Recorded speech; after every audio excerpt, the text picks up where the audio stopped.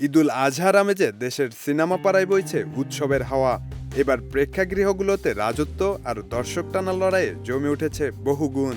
একদিকে বিপুল সংখ্যক একক হলে মুক্তি পেয়ে বাণিজ্যিক দাপট দেখাচ্ছে শাকিব খানের রকস্টার, অন্যদিকে মাল্টিপ্লেক্স মাতাতে কোমর বেঁধে নেমেছে আরিফিন শুভসহ একাধিক তারকার cinema.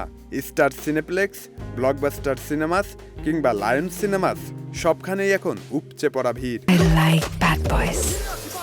I'm not a bad boy. বড় বাণিজ্যিক প্রজেক্ট হিসেবে মাঠ মাতাচ্ছে আজমান রসু পরিচালিত ও শাকিব খান অভিনীত রকস্টার।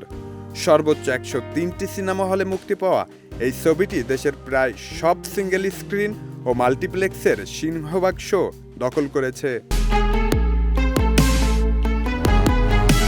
অন্যদিকে সীমিত স্ক্রিন নিয়েও মাল্টিপ্লেক্সে শক্ত লড়াই গড়ে তুলেছেন আরিফিন শুভ মিম জুটির অ্যাকশন ইমোশন ঘরানার সিনেমা মালিক 29টি হলে মুক্তি পেলেও স্টার সিনেপ্লেক্স, ব্লকবাস্টারের মতো অভিজাত মাল্টিপ্লেক্সগুলোতে শহুরে দর্শকদের বেশ আকর্ষণ করেছে।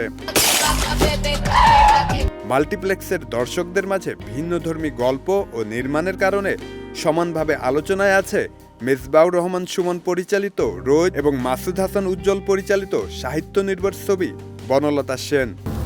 চিতা জলে দক্ষিণ শিহরে মাথা। দীর্ঘদিন পর বড় পর্দায় ফেরা সৈকত নাসিরের মাসুদ রানা প্রচারণায় দুর্বল হলেও মাল্টিপ্লেক্সের গণ্ডিতেই সীমাবদ্ধ রয়েছে। জাহিদ জুয়েলের অ্যাকশন থ্রিলার পিনিক মুক্তি পেয়েছে শুধু সিনেপ্লেক্সে। তবে নায়িকা শবনম বুবলি সন্তান সম্ভবা হয়ে যুক্তরাষ্ট্রে থাকায় ছবিটির কোনো প্রচারণা দেখা যায়নি। এছাড়া সীমিত পরিসরে চলছে অফিসার এবং মফস্বলের সিঙ্গেল স্ক্রিন টার্গেট করে মুক্তি পেয়েছে বদিউল আলম খোকনের তছনছ। একসঙ্গে এত সিনেমা আসায় হল মালিকদের মতে বাজার যেমন চাঙ্গা হয়েছে, তেমনি স্ক্রিন বিভাজনের ঝুঁকিও বেড়েছে। শেষ পর্যন্ত কন্টেন্টের মান এবং দর্শকদের মুখের প্রচারণাই নির্ধারণ করবে এই ঈদ যুদ্ধের আসল বিজয়ীকে। শব্দনীল, দেশ রূপান্তর।